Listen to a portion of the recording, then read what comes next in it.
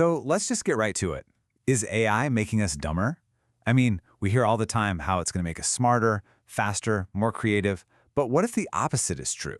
What if these incredible new tools are actually, well, making us dumber?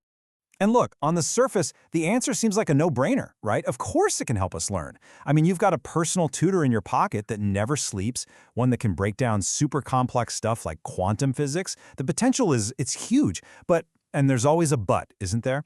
What if there's a catch? What if we're not seeing the full picture here? Okay, and this is where it starts to get really, really interesting. This idea that maybe the biggest revolution AI is bringing isn't even about the tech itself. It's about what it's showing us, about our own education system.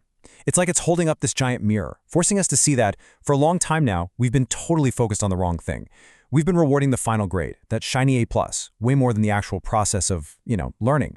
And that right there, that's what we can call the A+ problem. Seriously, think about it for a second.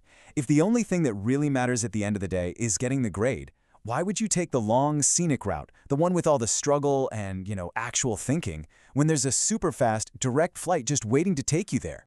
Here's a perfect, kind of scary example. A university student was asked how she priced her business model. Her whole reason? That's what ChatGPT said. Just, that's it. No follow-up research, no critical thinking, just completely outsourcing the brain work. And look, this isn't about picking on one student. It's a perfect snapshot of the exact danger we're talking about. So how do we get here? Is it just people being lazy? Well, maybe not. It turns out the very design of these AI tools might actually be nudging us in this direction, whether we realize it or not. And this comparison right here, it says it all, doesn't it? On one side, you've got a Google search. It basically turns you into a detective, right? You've got all these different links, competing sources, and you have to sift through the evidence. But on the other side, you've got the AI response. Just one single, confident block of text. No sources, no footnotes. It's not designed to be questioned. It's designed to be accepted. And there's actually a name for this. It's called cognitive offloading. It's a fancy way of saying we're handing over our thinking power to a machine.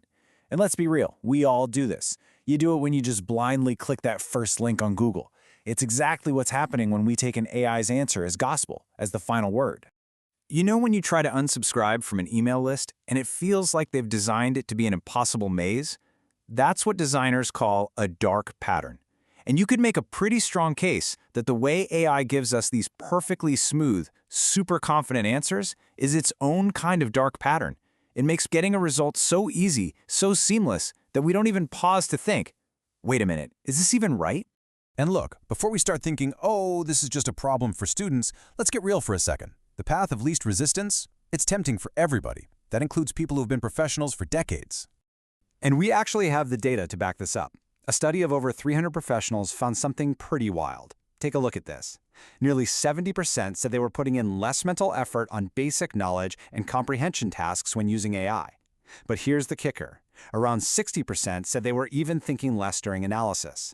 That's not just basic stuff. That's critical thinking. That is a huge, huge shift in how we work. So this all leads to the big question, right? When we use these tools, are they a co-pilot or are they an autopilot? Are they here to help us fly the plane better, or are they just flying the whole thing for us while we kind of doze off at the controls? And that really gets to the heart of the matter. The biggest danger here isn't that the AI is going to get something wrong. I mean, it will, but that's not the point. The real danger, the more sneaky, long-term problem, is that we become so dependent on it that our own critical thinking skills start to atrophy. It's like a muscle we just stop using, and we all know what happens to muscles we don't use. Okay, so is there a way out of this? Can we design these tools differently? Well, there's this really cool concept called productive resistance. The idea is to build just the right amount of friction into the AI, just enough to make you stop and think. Maybe it asks you clarifying questions or suggests alternatives, but not so much that you get frustrated and just switch to an easier tool. It's a fine line. But hey, this isn't all doom and gloom. Not at all. There is absolutely a path forward here and involves some really concrete things we can all start doing. And the key thing to remember is that this isn't just on one group. The solution has to be a shared responsibility. It's partly on us as individuals, and it's partly on the big systems we live in. Our schools, our governments. We all have a role to play.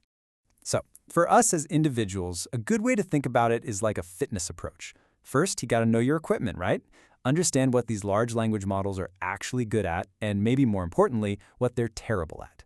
Second, and this is crucial, use AI to assist your thinking, not replace it. The analogy here is perfect. You don't bring a forklift to the gym to lift the weights for you. The whole point is for you to do the reps. And lastly, make it a habit to check the facts to verify what the AI tells you. Treat it like checking the nutrition label on your food before you eat it. Then there's the system-wide stuff, which is just as important. In education, we need to double down on teaching critical thinking and how to spot disinformation, starting from a really young age, like they do in Finland. And on the government side, we need smart regulations. We can't just let these incredibly powerful tools roll out everywhere without any checks and balances, especially when it comes to more vulnerable groups. So that brings us all the way back to where we started. And it kind of feels like that first question we asked, can AI help us learn, was maybe a little too simple. It's not quite the right question to be asking. We need to get more specific. We should be asking, what exactly can it help us learn? And maybe even more important, how should we use it? What's the right method to make sure it's actually enhancing our skills, not just doing the work for us? And that leads to what might be the most important question of all. Why? Why should it help us learn? Is our goal just to get that A+ a little bit faster? Or is it something deeper? Is it about building real, genuine, lasting understanding? Which leaves us with one last really critical thing to think about. If we end up building a world where we all depend on AI to learn, who does that really help in the end? Who truly benefits from that kind of relationship? That is the question we all need to figure out. Thank you. Share and subscribe to Learn AI for more AI insights.